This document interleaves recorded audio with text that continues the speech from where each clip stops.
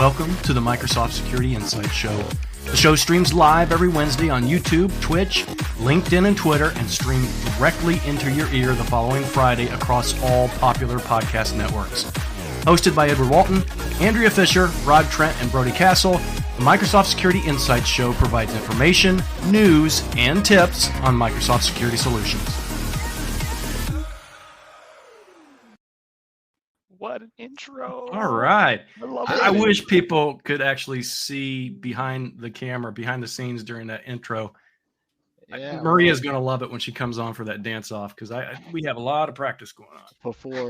For those that are listening, recorded March 29th, 2023.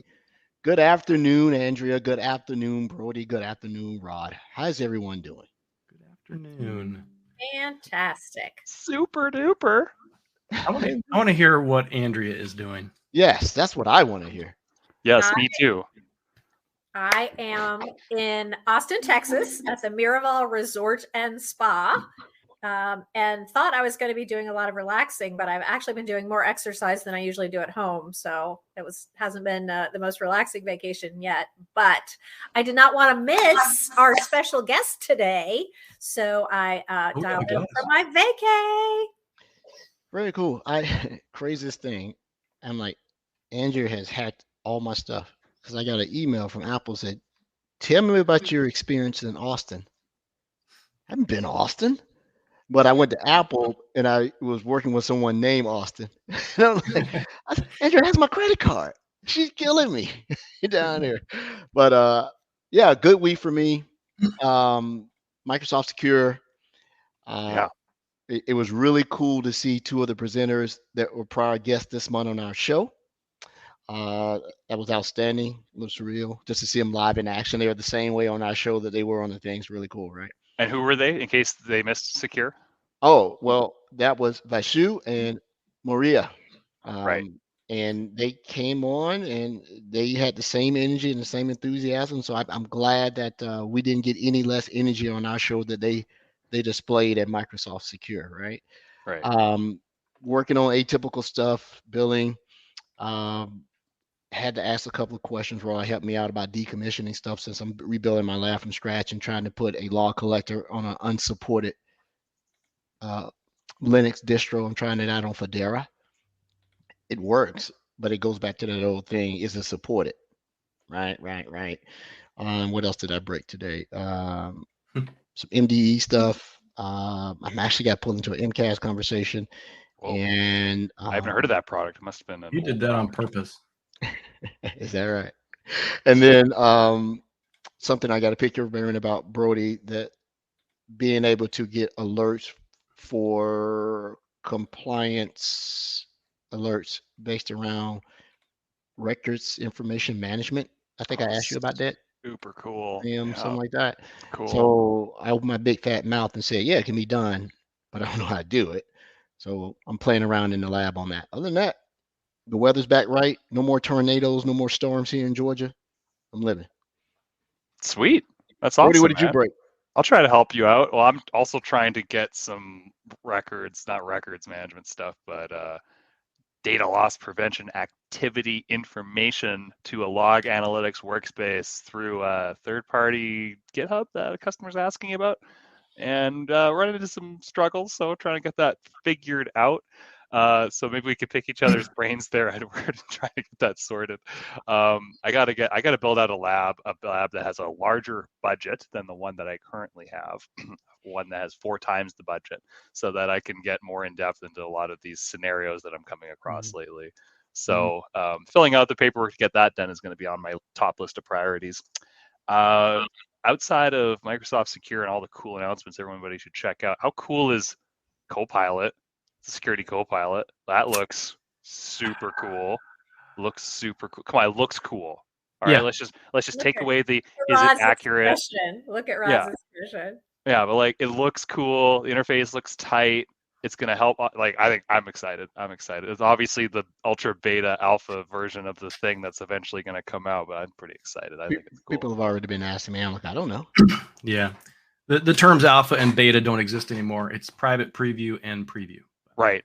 Right, or we'll just test in production. Please sign up if you want to be part of the test group and provide feedback. Yeah, and something I didn't mention, Andrew gave me this super cool script to light up my my demo environment. I'm like, hey, do you have a script that lights up demo environment? She's like, yeah, I've got this super cool one. Does She gave she? it to me, and it's like, oh my god, good thing this wasn't hooked up to my domain controllers, because it's just like you start looking into it, and it's like, oh my, this is like the script of scripts. I ran it. I Crazy. whacked my domain controller. Yeah, I couldn't clean it up. I just whacked it. That's the reason I was saying. it's a Because you think you got it out, and it's disabling sensors and adding stuff and directories and that. Why did I let her run this in my lab? What was a I? brute force with like all these common names on it and like password one. Like really, like okay, sure, yeah. Well, I want to detect a brute force. It's definitely something that could be packaged up and sold. I mean, you know, there are companies that charge for what Andrea wrote, and their product is not as robust, right? She sends it to me and she's like, anything I should add? I'm like, I think you've covered everything, but yeah, I'll think about something else. And her script helped me find out that my MDI environment was broken because MDE caught it and MDI should have caught it, and which was the reason she asked me to run the script. And I'm like, why did MDI, Microsoft Defender for Identity, for those who don't like acronyms, why didn't it run it? It's because I forgot to update the packet capture from NCAP to WinPCAP, one or two. Right, and so I just end up having to take the sensor off and put it back. And if you reinstall the sensor, it puts the right packet capture driver on it. So had I not run her script, I don't think I would have known, because it wasn't reporting in MDI that specific sensor health issue. Oddly enough, it reported it after it though. But anyway, script is awesome. Script is something. It's a big call it thing. Hacker Copilot. Yeah, and she's got all this text in there. It's like, do not run this on Microsoft. You will be fired. Your ass will be fired if you run this in Microsoft. And it's like, yeah, no shit. Is there a GitHub repo somewhere that I can share with the entire world? Don't. I was like going to recommend a customer wanted me to light something up, and they're like, oh yeah, let's run this. I'm like, wait a minute, no. Major breach. Author of exploit is Andrea Fisher. Yeah, it was like it's like a danger script. Don't run it. All right, Rod, your turn. My turn. What is there left to say other than, oh yeah, let's talk about where we are. We are on the final episode of our month of women in cybersecurity. If we go back, I'm gonna throw the schedule up here. Here it is. Right. If we go back to March 1st, we had Maria Thompson. We'll talk a little bit more about how that kind of plays into next month here in a second, but that was an awesome episode. Vasu came on, right? The following week, we had Ann Johnson. Last week, we had Future and Laura. This week, we have, another guest. We've had 5 shows this month for women in cybersecurity. And if we go back and start thinking about all of that seems like a long time ago when Maria was on for some reason. But it's been every single day was a rock star. It's been great. Yeah, it's been awesome. And like Ed said, we had Secure yesterday, and Vasu and Maria, right? We're on in the real world. Well, I guess not. Maybe we're the real world, and what they do at Secure is kind of like, I don't know. That's what I'd like to think. Scripted and on rails, yeah. maybe. But it's been an awesome month. I can't imagine it going any better, to tell you the truth. And ending with the guest that we had today, I think it's going to be super amazing. Next month, right, is our lead up to RSA. And I am super excited about that too. For those that may have missed March 1st episode with Maria Thompson, please go back and listen to that, because she explains MISA, Microsoft Intelligence Security Association, probably better than I've ever heard it explained in my life. So that should be like on a Wikipedia page or something. But this is our schedule for next month. All of these are MISA partners, Defenda. I think the Ontanu thing is going to be interesting, considering we have Copilot, Security Copilot coming out, and Ontanu is actually a subsidiary of OpenAI. So I don't know how many people actually knew that. Mm-hmm. Then since Servo will be here, Mark Shavlik, there was a old security companies Mark has been part of since the beginning of IT, right? Shavlik, patching and stuff like that. And then the last episode of next month will actually be from the floor of RSA. Mona will be with us, and she'll be on the floor from RSA. So that's kind of interesting. It's kind of cool. So that's what's going on next month. I think, though, more important to me today and probably this week is probably either the security stuff, the secure announcements that came yesterday, Copilot. I don't want to talk about that too much because you may get me to say something that won't be approved, but we'll just leave it there for another, let's say, what is this, March? For about another 6 months. Then we can talk about it maybe. We'll leave that there.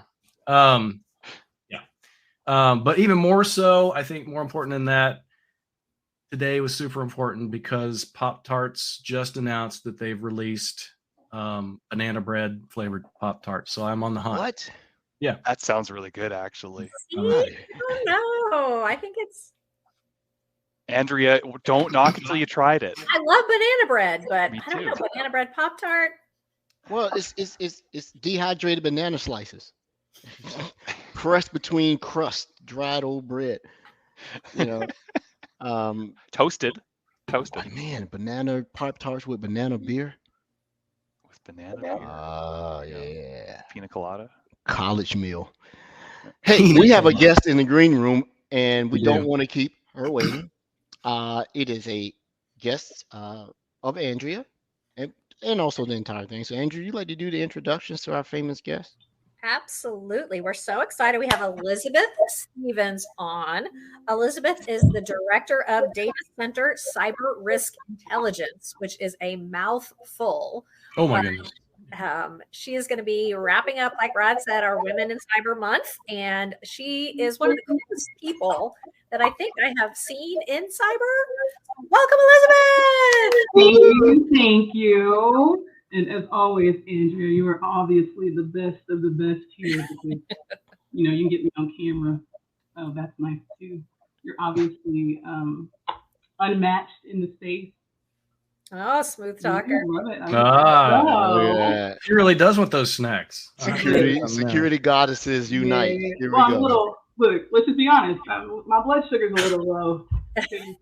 Not a lot of food around in preparation. But hi everybody, it's me, Elizabeth Stevens. I use she and her pronouns. Thank you so much for having me on the show today. I can give a little bit about my background, and then we can talk about like whatever it is that you crazy people want to try and ask me while I social engineer you. But so my name is Elizabeth Stevens. I use she and her pronouns. I'm currently the director of Cyber Risk Intelligence under CO+I, so Product and Innovation. Our job is to successfully and precisely identify and utilize information, so that's data, physical, logical, any information to include human, in order to inform our leadership so that they can make data-based decisions based on the threat, based on the risk, and even based on the business, which I know is absolutely unusual. Like, our drive and our goal is all about the one thing that we need to do is protect life. And the way that we do that is we protect our resources, we protect our data centers, we protect our information/data, especially with AI coming in. And we do that in a way that allows for us to be agile with the intent of trying to get ahead of the attacker and the threat. And honestly, out of our own way as well.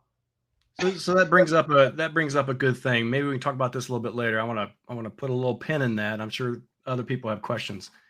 I want to know what your customers are asking about securing AI. Maybe we can talk about that a little bit. Just ask it now. You already asked it. What do you think? No. He wants to pin it down. Let's pin it later. Right. I want it to be appropriate at the right time because yeah. She's given a background, but she didn't mention that she has the dubious distinction of being the third pilot on our show. That's right. Third. Yeah, but the best also, correct? Well, they're probably listening. I mean, so my real name is Major Elizabeth Cracker Okoriba, and I retired from the United States Marine Corps in 2015. I flew the mighty battle frog, the CH-46, deployed 3 times to Iraq, did a bunch of stuff that I probably shouldn't have done. And then, as apparently you get more responsibility and less flight time, I retired and started looking for a second life in first civ, which is what we called it at that point. The one thing that I can say is that as the best pilot on the show, Marine Corps aviation is, while not necessarily the same, is definitely the most fun. And it's also great to talk about. And then it's why I'm still doing the work that we do now. So a lot of people don't think that there's a connection between fighting battles and flying airplanes, building things so you can blow it up. But the truth is, it comes down to the same thing. Marine Corps pilots want to protect and serve, right? It's the only military. I mean, they're all good military, but the United States Marine Corps is hard for me. Jock was Air Force, and no. Hey, don't say it. For our listeners, if you can remember if you can name all 3 pilots who have been on our show, I will send you a Must Learn KQL mug. Oh, okay. Go back through the show. I think another thing Elizabeth did not say is she's a Naval Academy grad. Is that right? That is correct. I am also a Naval Academy grad, Boston University grad. Does that count? That may not count. USF grad. She went through the academy midshipman, and then she got to the end and she went to the wrong way. Oh my God! I'm ex-Navy, so I'm not like it's never again volunteer yourself, sir. Thank you for the ride. Thank you for the ride.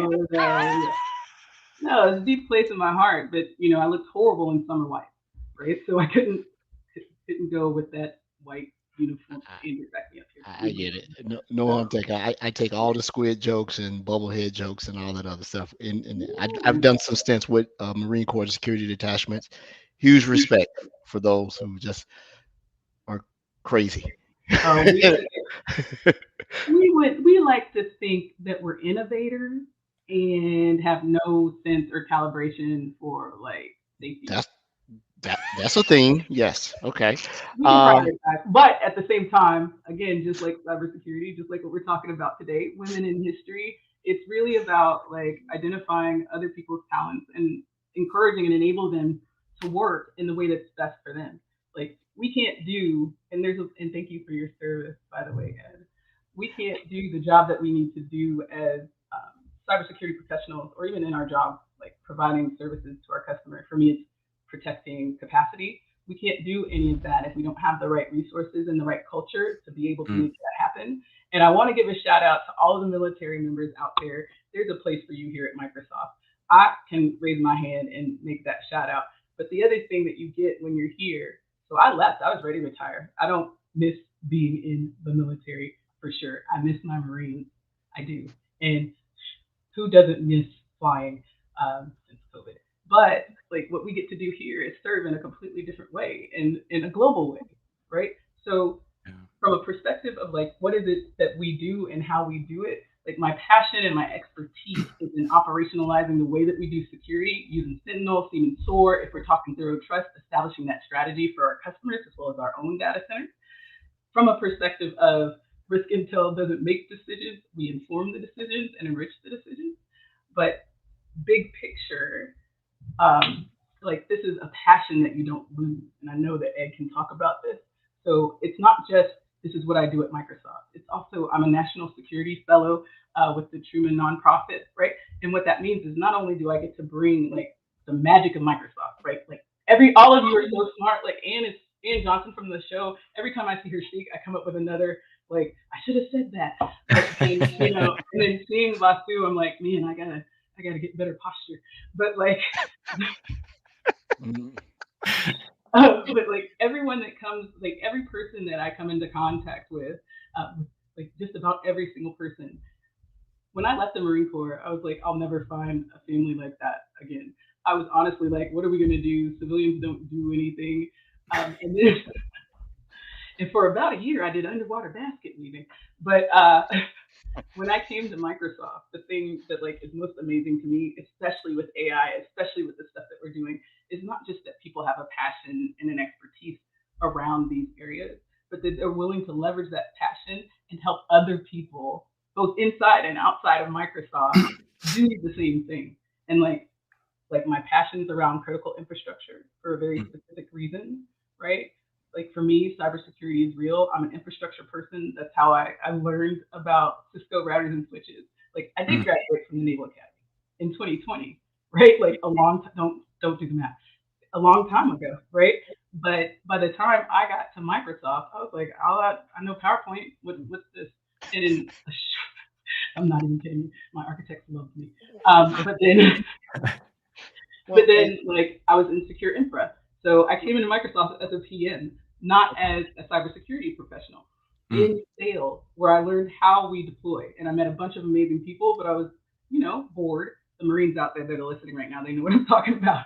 And so I learned everything that I could. And then the next job, I was a DMM, which means I had a team to run, which was amazing. And then I became a director of delivery management. And this is all at Microsoft, right? So I've only been here 7 years. But then I was a director of delivery management. And then I was a business manager. Then I was a chief of staff. I've been a senior software engineer where they let me put my hand on people's code, like production. It was amazing. I doubt your judgment. I'm feeling like an amazing underachiever. I've been Me here too. years and I feel like I want to go outside and just do something. I don't know what. When you look, some of us say, so in the Navy, you had the opportunity to drive a thing. Most of the Marines have to actually walk or run it. It's hard to throttle it back. See, that's the pilot thing right there where I said throttle it. Yeah, full speed ahead. Down here, right? I'm from a different type of Navy, not that Navy. I choose the most illogical piece. I used to be on ships that went underwater on purpose. That's not okay. Well, I think it's a personality thing too, Elizabeth. So when you think about it, you just seem like a very, very driven person. I mean, you spent how long in the Marines, right? You re-upped, right? Retired. Long time. And then it sounded like you said you got out of the Marines like, oh no, what am I going to do? But you found your passion, right? You joined Microsoft and kind of. Well, and that's what it was. So I would say it's a little different for me because like I always have passion. Like that's how I live my life, right? It's about finding the things that are important to you, circa the Marine Corps, and like growing up in Tennessee and having a family like my own, right? My father's from Ghana and West Africa. My mother's from the United States. All of the things that I did led me to going, hey, what else is out there? What else can I do? And how can I be the best me? The thing that I got when I came to Microsoft, because I came out of the Marine Corps having changed the world, right? And the Marines that were with me, like literally changed the world. Where can you go after that, right? Yeah. And so you were like, what am I going to do? Honestly, I figured I'd like eat bonbons on a couch or something. But like that lasted for 5 minutes. Five minutes. But like the point wasn't that I got to Microsoft and I was suddenly like, ooh, this is amazing. It was a speech that Satya made about empowering everyone. Like it was one of the early Satya speeches. And the way that he talked about cricket and where he wanted to take the company was a catalyst, right? Like it reignited that spark. I was like, I can make a difference there. And not only can I make a difference, but I can make a difference in a place where I can learn the new skills and leverage the old skills and be around people that make me smarter to be around, even if they are in the Navy or, Well, my question would be, you did answer a lot of gaps and you've already answered like 4 questions I had because I was trying to figure out the transition from military to civilian and then from what you did that doesn't have a direct correlation to anything in Microsoft that I know of. But you gave me a great roadmap, gave us a great roadmap of how you got to where you are. My question would be, you said something, your passion is you didn't say superpower, but your passion is your enabling theme that allows you to achieve the things that you want to do. How do people who have similar passion, because we all do in some form of fashion, how does that passion get recognized if someone gets a chance, especially someone that is female, a person that is of color, and a person that is female and of color, right? How can I project this passion that will allow someone to give me a chance to come in and get into cyber? Because we always hear, I want to do it. I don't know how to get in. And I see how you got in, but that may not be atypical for what the current environment is. Do you have any advice? I do have a lot of advice, and it's demographically spread as well. I mean, I think I appreciate the compliment. I think for me, the thing that I would say is don't let anyone tell you that you can't. Love it. Every door that is closed that you knock on, like it could open. And for some of us that are the less advantaged demographic, those doors close fairly quickly and fairly often, and sometimes we end up having to kick them open. And so for like the military members, so those veterans, I call out to you in solidarity. There is a place for you here. What you need to do is connect with some of us that are already here so that we can translate, like blood on the white collar, what you do in the language that you understand so that you know the value that you bring and you don't make the mistake of assuming that you're less than because you didn't come out of corporate. For those of you that feel like you haven't ever seen yourself in this role, my major in college was English literature. I wrote my capstone on the Dark Knight series. It was amazing. I'm a really good like comedic writer, by the way, in case you guys want to check me out sometime. But like I am an engineer. I have no software engineering experience in my background. And the way that I got it, like, yes, I came in as a PM, would never recommend that. But I came in as a PM and then I started looking around and I learned everything that I could. And the things that I was interested in, the people that were with me that I could trust, yes, some were Marines, yes, some were Air Force, and there was definitely a bunch of Navy people, but I didn't want to get at that point earlier. What they did was, as we looked for help and we understood each other's language, we also explained to each other what it was that we needed to do to understand the value and to receive the value from the people that worked with us. Now, that doesn't work for everybody. So again, reach out to us. We're here. We've got the military at Microsoft ERG. We've got the women at Microsoft ERG, and we got the blacks at Microsoft ERG. Now, I know I've been talking a long time, but I really want to say this because you asked the right question, Ed. Well, it was great. And I'm telling you right now, I'm trembling because it's taking every bit of my irresistible, unimaginable power tonight. Take this conversation off the rails and talk about Frank Miller in The Dark Knight. 'Cause Okay. I was just thinking, if I do that, Andrew's going to kill me. We have to talk after this. I am a comic book. We'll definitely talk after. I'll be like, my parents are both engineers. They did not like the fact that I went to an engineering college and took a humanities as a major. It was not a good look. It was very dark for a period. I prefer Frank Miller Daredevil, by the way. Daredevil wasn't bad. We can definitely talk. Yeah. 200, right? Okay. So for people in our community, right? I say I had missed one group, right? So for my people of color, the broad diaspora, for us, cybersecurity is a significant issue.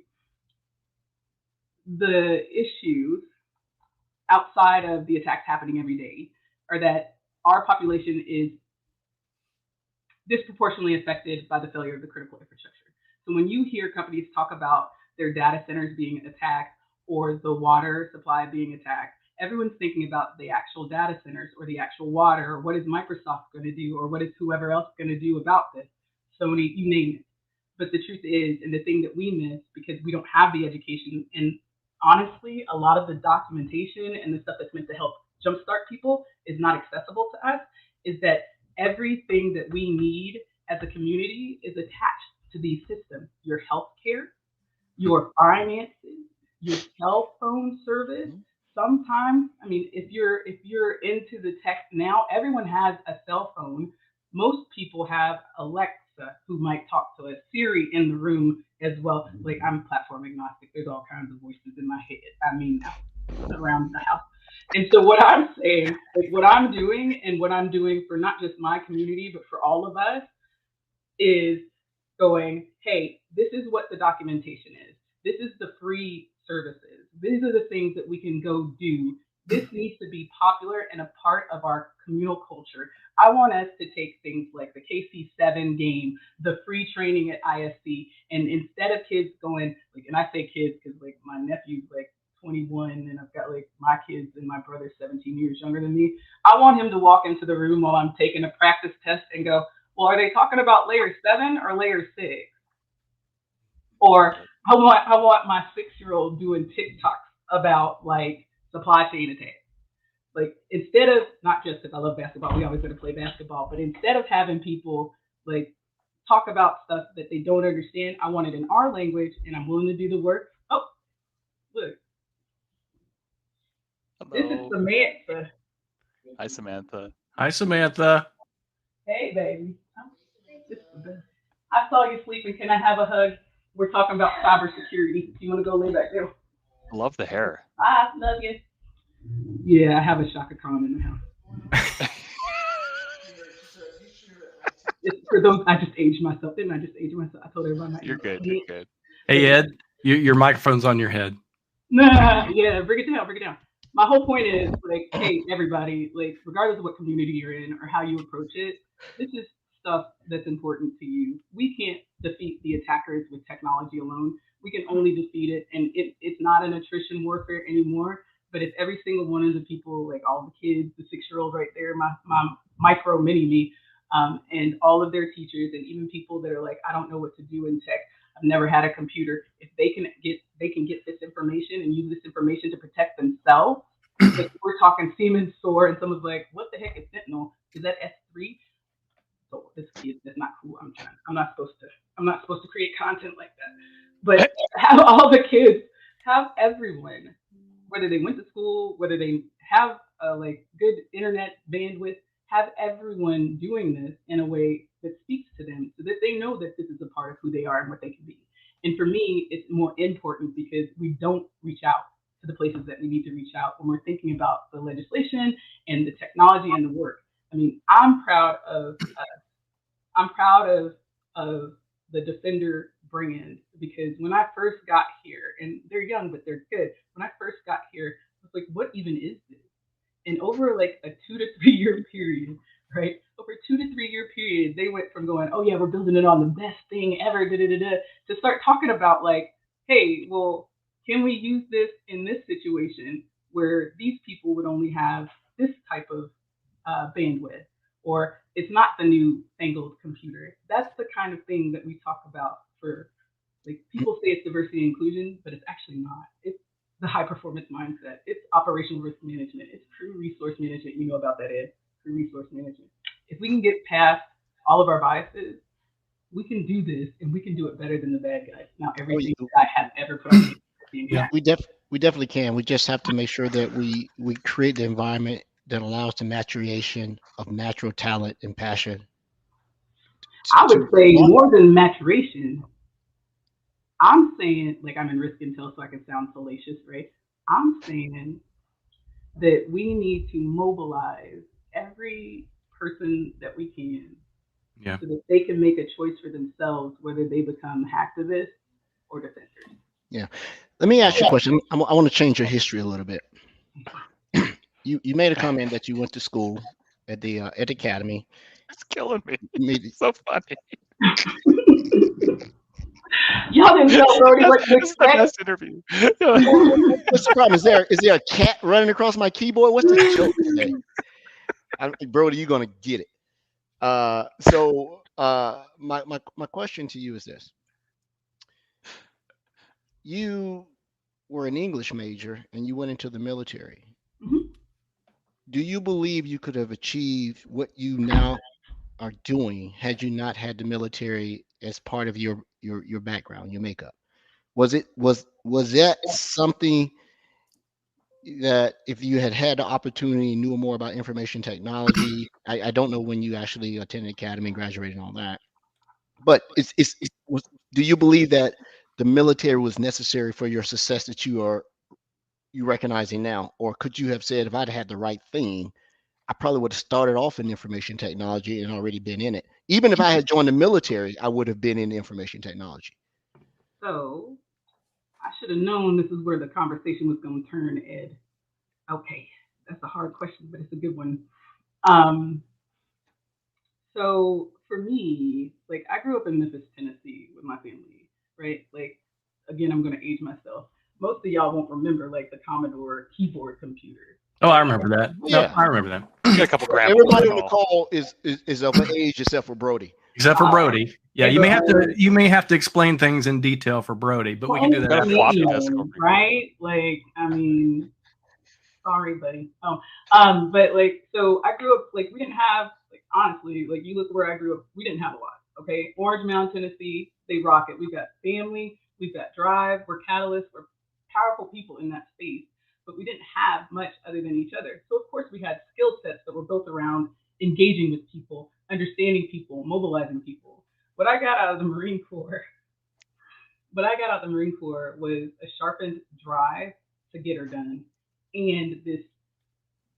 I even hate to say it because I'm thinking of Colonel Osborne right now, my first combat CO.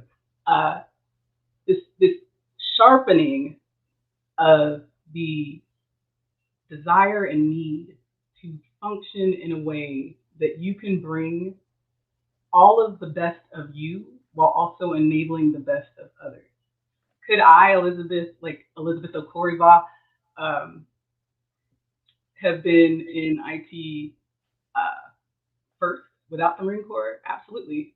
To be honest, I should have been, right? But that wasn't a path that was even available to me. Like, I grew up in Nashville, Tennessee, so my young years are in Memphis, Tennessee. But computer, who are you kidding? I barely got to watch TV. And then, I went to a magnet school. I had good parents and good grandparents and a good community that I was raised around. But a magnet school is meant to bring people together and accelerate them. It was an arts and math magnet school. So math, that made sense to me. Music, that made sense to me. Debate didn't really make sense to me, but I was good at it, so I did it anyway, right? And what I got was, especially right up to going to the Naval Academy, was it doesn't really matter where you go or what you do, just go and do it. And that's what growing up here, that's what growing up around the people that I've been around, it doesn't matter what the past looks like. It doesn't matter where you grew up or what you're doing now. If you decide tomorrow that you want to do something else, just try to do it. Now, there are things that are well outside of our ability, outside of our control, but that doesn't mean that you can't do what you can do. Yeah. So, I think we've heard from every guest that we've had on this month. That's kind of the same thing that's resonated, is most of them have pivoted into something else, right? Mm-hmm. And they had someone that pushed them along. They had good mentors, but they were able to do that thing that they had never done before. I think that's really something important. It's only impossible until you do it. Plus a little Southern Belle charm helps. Southern Belle, yeah. My mom's family was from Tennessee, so I know Morristown, Tennessee. You familiar with that? I am. Yeah. It's a small place, bro. We used to go down there, and I'd get in trouble. My mom would make me go out in the woods and cut my own switch so she could whip me with it. So front porch. And of course, I would joke with her, and I'd bring back a log, and that would get me even more in trouble. So I'd have to get 2 switches. Oh yeah. Probably shouldn't have done that. There you go. Elizabeth, two questions. One, can I just message you on Teams whenever you need a pep talk in life, because you're the best?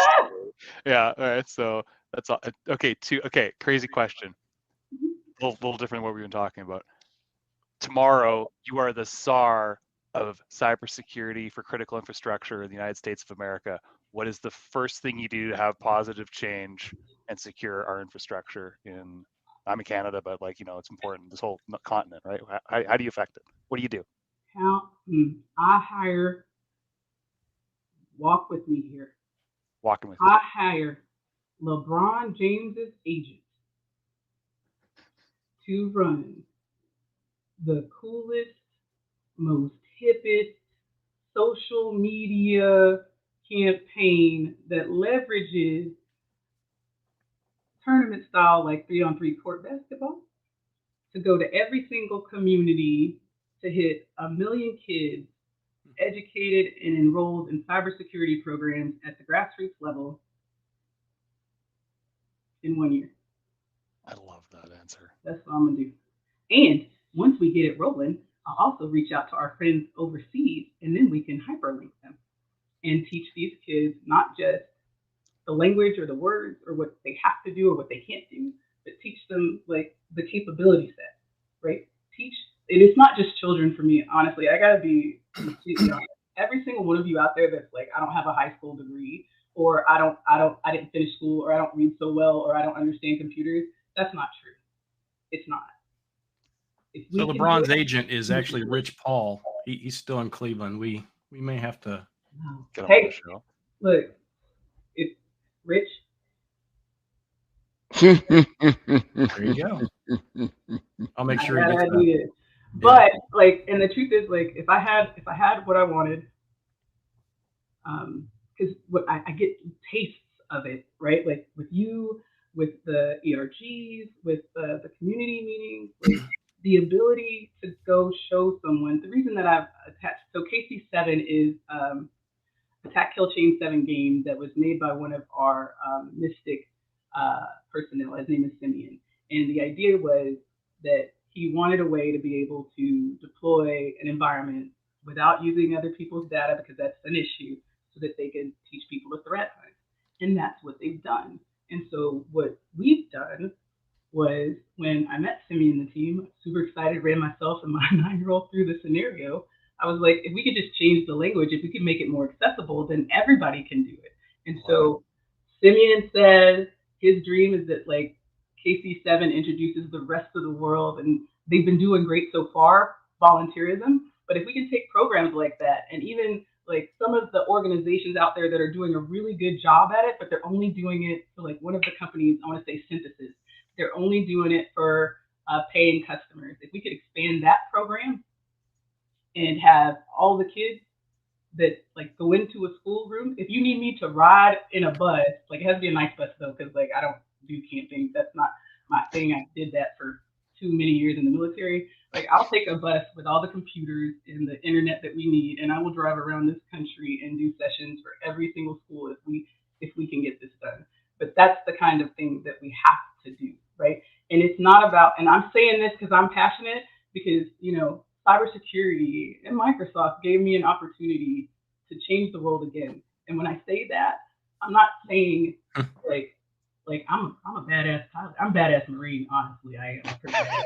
I believe you. I'm this Call of Duty avatar, right? All but right. but like the things that I did, like the thing that people, my individual air medal is for on the night of the night before the first Iraqi election. It was horrible weather. I was in Al Taqaddum, Iraq with a bunch of people, with my squadron, and all the other helicopter squadrons were, and this is not the Osprey. This is not the cool helicopter. This is the God's helicopter, the CH-46, which is like a smaller variant of like the Chinooks that everybody sees. So just imagine littler with one less engine. So agile, but we can't fly that far. So the weather was bad. Like it was like 75 degree feet of like sandstorm, and it was nighttime. And it wasn't my turn to fly, but the mission had to happen. My squadron was like, okay, what are we gonna do? I was actually out like messing around doing stuff that, you know, little lieutenants and captains were doing in the war, probably at the gym, honestly. And my CO, Colonel Osborne, who I mentioned before, and then now Colonel Jones, then Major Jones, who's one of my Marine Corps grandfathers, called me in and they said, hey, we need somebody to fly this mission. How can we make this mission work? And I was like, everybody's going to die. Whoa. Like, you're not going to be able to, the weather is bad. We don't have visibility. Our radar altimeters, which is how we tell how far we are across the ground, plus or minus 25 feet. The bad guys know where we're flying. It's not like we're flying over the desert. We're going from, hey, well-lit city, take off. 20 miles down the road, hey, we're going to land at another well-lit city in the middle of like bad guy territory. And so what he said to me was that we have to do it. And Ozzy, for me, so it's Colonel Osborne, he for me was the person that said, Cracker, you're a blue collar pilot. And I was like, what does that mean? He goes, you're willing to get your hands dirty just so you can make sure you're doing the right thing. And to me, what that meant and what I took away from that was, okay, this is a bad idea, which is why I'm still in risk. This is a horrible, horrible, bad idea, but we have to do it. Okay, this is how we do it the best way. Best right? way, yeah. Right. Best way. We might make, so there's a chance. And so, like, terrified, right? Captain Elizabeth O'Clory-Baugh, Cracker at that point, is like, okay, let's go, sir. Who's coming with me? He's like, pick your crew. And already had a combat crew, and then Colonel Jones and one of the under lieutenant colonels. We all got strapped in, did the brief, did the stuff, and then we flew for what we thought would be approximately 2.5, 3 hours to carry stuff back and forth, which turned out to be 12 to 14 hours of flying stuff back and forth, 2 aircraft over a very small period of, over a very dense. I love hearing other military branches give their stories about crazy mission objectives and having to decide to either convey a bad idea or accept a bad idea. Well, I convinced my navigator that we could keep out 600 feet of seawater pressure with duct tape. So strangely. Yeah, I remember you brought that memory back. No, but like that's This is it a though, bad right? idea. Scary. Not a great idea. It was still stupid though. No, it wasn't stupid. Like, it was good. It was good. I don't take away my air medal. I kind of don't want to have to redo the wall, but like you'd be surprised. You did it. So the concept is right, but like the concept was this is stupid, but we're gonna go. We all know it's stupid. Everybody knows this is stupid.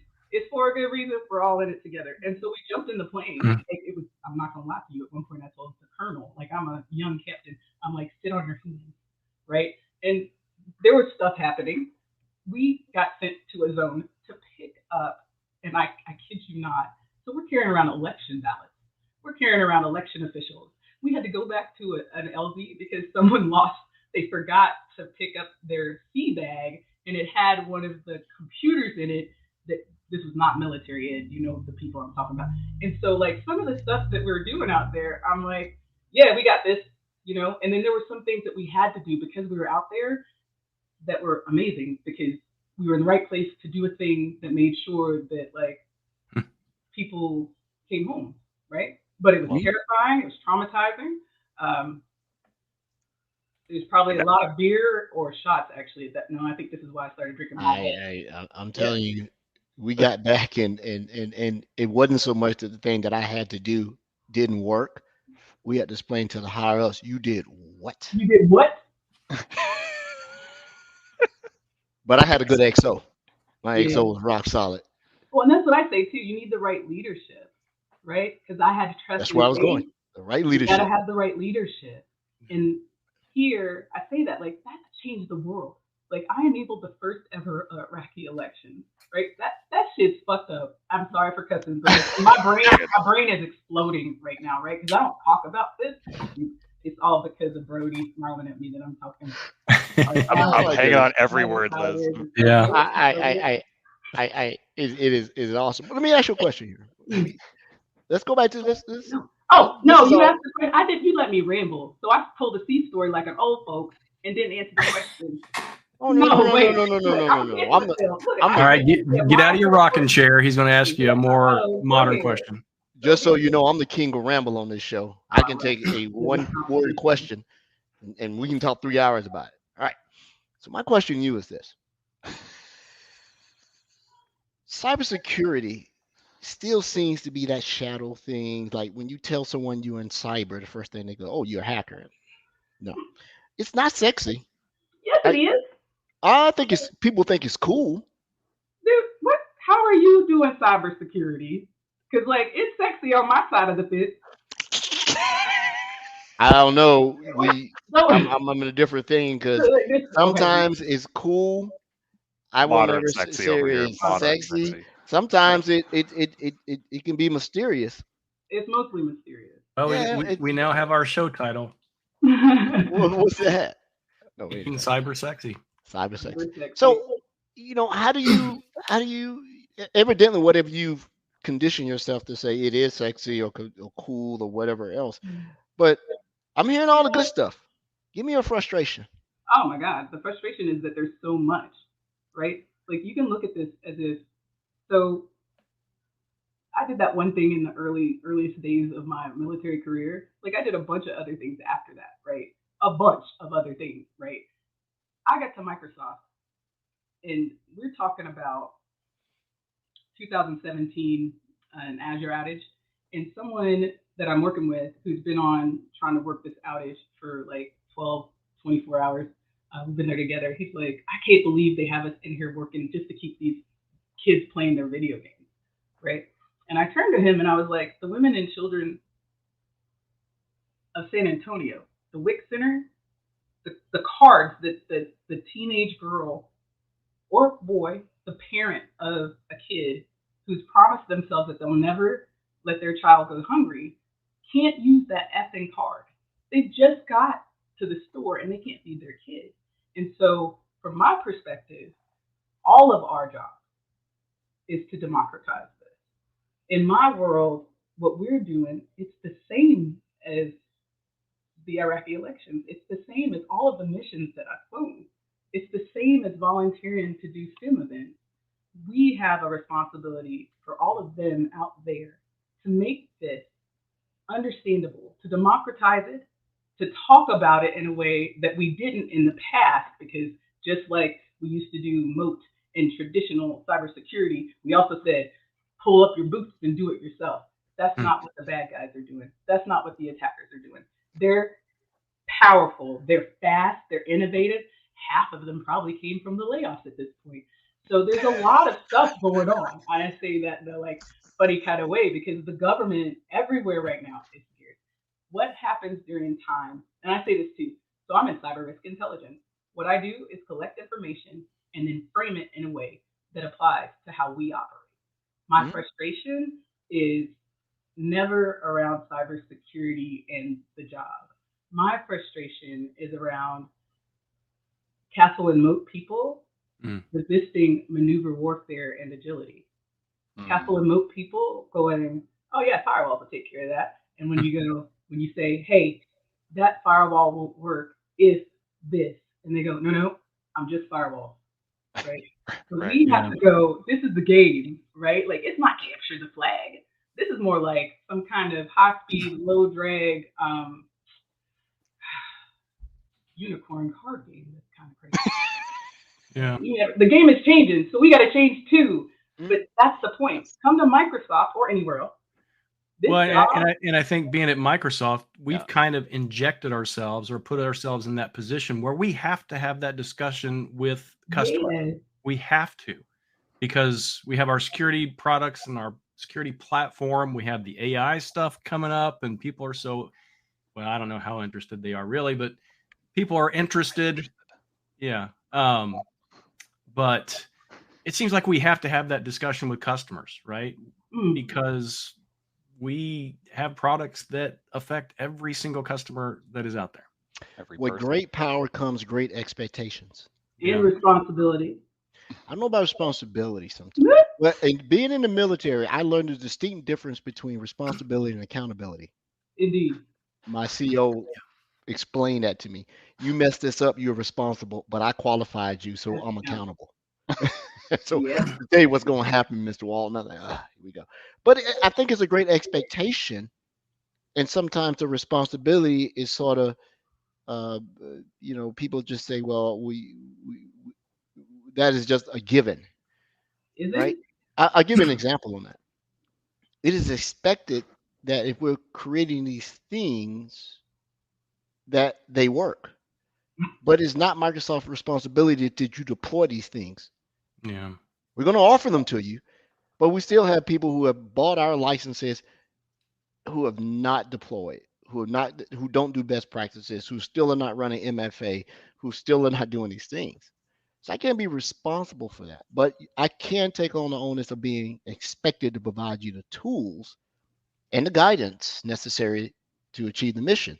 One thing I like about talking to military individuals that are in our industry, they always refer to everything as the mission.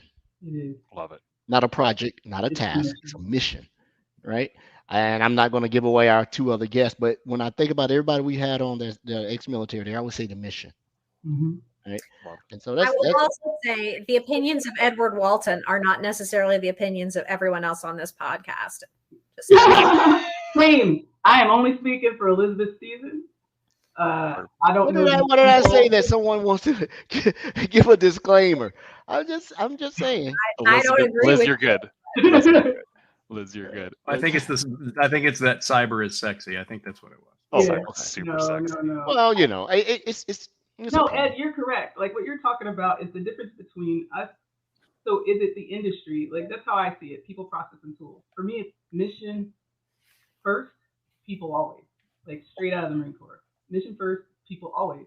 Which means that like when we go to deploy these tools, when we go to sell the tools, we also need to provide people with like the CISO workshop or the way to work. Like we can have a choice. Like our entire industry, we can choose to do this in a way that's accessible. We haven't yet. Now, with AI and some of the other things that are going on, the innovations in this race,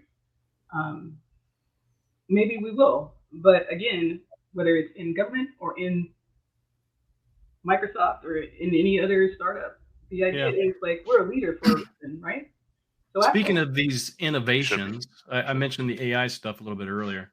What are you hearing from your customers? Because I would really, really love to hear your take, particularly from a government perspective, because you know some customers, they're all in, but then other customers are very hesitant and they're kind of waiting for us to provide some kind of guidance and tell them that everything is okay. But at the same time, what are you hearing from your customers? I'm not sure that I would say everything is okay. Yeah. AI is so artificial intelligence is a thing that. So now I'm going to geek out a little bit, but Please. artificial intelligence is a thing. Where we are right now is like an Asimov nexus, right? This is the moment in time where either we've just created Skynet and, you know, hey, you guys, next time we come back to year 2023, right? Or it's the moment that we'll look back on and go, this is when it all changed, right? This is what changed the history of the human race. Yeah. AI is a tool. The horse and buggy were a tool. The automobile is a tool. The computer is a tool. What AI is going to do for people is incredible. Productivity, but just like the telephone, just like the internet. The thing that is worrying people is that they don't understand what it is, especially with ChatGPT out. They don't understand how it works. Some of the businesses, those of us that care about national security, the real question is, how's it going to be used? Like, what do we need to do to prepare and be prepared? My perspective and what I share with my customers and anyone, honestly, is know yourself first. So know your organization, know your strengths, know your weaknesses, know your opportunities, right? Then know your resources. So know your truth, again, straight out of the Marine Corps. Actually, I should be doing this because I'm mirrored, right? Know your truth, know your resources. So know the skill set, build a capability in the actual people so that even without tools, they can still protect the space. And then know your job. Understand where your job, where the things that you're doing for the business actually meet the things that your partners are doing for the business. And then bring all that together in a way that allows you to think about how AI has been integrated or will be integrated for you in the future, because it's going to change. It always does. Yeah, I think there's a little misconception. I do, because when we think about this large language model, that's literally all it is. We are creating models to tell the chats of the world how to behave and how to respond to us, right? Using our own data. I hate to call it artificial intelligence, to tell you the truth, because it's really technically not. Right. No. It's fair call. It's not. And No, ChatGPT is not AI. Right. I think the thing that makes me have reservations about this, I can see where this is actually going to change, like you said, Elizabeth. I'm not a big, huge believer in the uniformity, goodness of people. So my mind automatically goes to how can this be abused? Because there's precedents. Yeah. We haven't called it AI. It's nothing more than data sets, machine learning algorithms. And we saw how it's been abused in our political system, social media, and the bad guys that go, oh my goodness, I get this. This helps my job. If you don't think the bad guys are saying this makes my job easier, that's exactly what they're doing. All they have to do is hack the model and insert their own, and all of a sudden you're getting their answers. And you said something. It doesn't even matter. Like we haven't even got to that point. What about the fact that they're going to be fast? Even if we're talking about just the language model, they're going to be able to build faster and with less ethics, less responsibility and less honestly care about quality or precision. They are faster, they're more agile because they have less than we. And if we can't enable and empower every single one of us, we won't be able to carry the weight. So for me, AI, especially for the people that I talk to, it's about the education, it's about understanding the use case, right? Yeah. And prepping for that. Like ChatGPT, like all of the language models, machine learning has been amazing, right? It's productivity, it's accessibility. Like some of the things that you can convince these things to do is insane. Yeah. But at the same exact time, if you're looking at that language, you need to check it because garbage in is garbage out. Just Yep. like, anything that you do, you make the model. So you need to know how to check the model. You need to know where the bad guys, bad people are coming from and how they're trying to attack you. AI can make us smarter. Productivity tools will make us smarter. But if the power goes out, how are you going to fix it? It has to be here or here, depending on like which day of the week it is. And Ed's thing, like this is what I'm trying to tell everyone needs to hear this, right? Protecting the critical infrastructure, including our tools, data, and models, is not just necessary to keep companies running. It's necessary for the well-being of all of our families and our communities. Yeah. Relief requires it, and you can be faster and better. The models that we can use can help us do all the things we need to do, but they are biased. Oh yeah. They are not necessarily to be trusted, and they can easily be abused. People need to respect what this technology is and understand it. It doesn't feel emotion. It does not feel pain. It cannot be bargained with. It cannot be reasoned with. Anybody know the quote from that? Raise your hand. Rhoda, you too young. You won't get that. As usual. You're right. I believe that whole discussion can be a whole discussion on one of our shows in the future about what this means. But Rod said it. It's the behavior. Yep. And if you program biases and bad behavior into something, like you said, garbage in, garbage out, or bad behavior in, possibly bad behavior out. Mhm. I am not one of those technology theorists to say that because I am not cutting edge, bleeding edge, or totally understanding that it's bad, which is a lot of fear that I believe people are seeing. They don't understand it, but they don't understand that some version of this is already running. Did you? Oh, you are correct. That was the biggest conversation that I've been having with people. They're like, "Oh, it's new." When we get started, I'm like, so it's mass distributed now. That means that someone has piloted it, tested it multiple times in different places in different use cases. And not just like, it's not just the one, whatever product name you have, right? It's everyone that got the basketball that day has been practicing with this basketball. And so now what you're seeing, that's the stuff that's out there for commercial use for like the masses. There are people that have been working on this for years, which means their model, their technology is well advanced. Yeah. In what we're seeing. Cool. So as we come up against it, this has been one of our most informative and entertaining shows that we've had. Best show ever. We knew that. We knew that going in, though. There you go.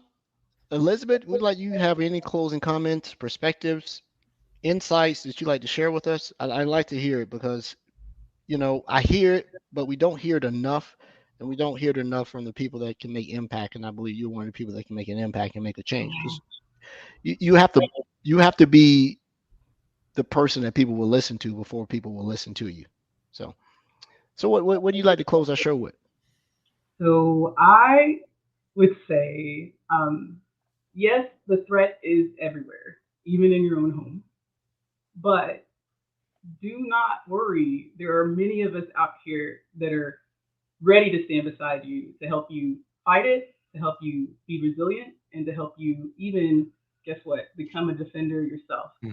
The safety of our children and our future, our communities, and those that we care about is dependent upon the discipline that we use to build these products, to deploy these products, and to enable and innovate these products. That also means that we need disciplined people, precise people to communicate and do the work. So if you're out there and you think that you'd like to do this, find us. If you don't think that you can do this, but you'd like to try, find us. Nothing is impossible, because it's always impossible until you do it the first time. And I can say that like 4 times over. It's never happened before. And now, I'm an English major with a software engineer at Microsoft. I don't know what that was about. I mean, seriously, I was like, you want me to build, you gonna put this code in production? Okay. No, it's good, but like, you got all these people that like code stuff, and I just, I'm new. It's only impossible if you can't imagine you can't, and if you won't try. If you refuse it's to, definitely not possible if you don't try. Every question not answered, every ask not asked is a no. Yeah, well, there you go.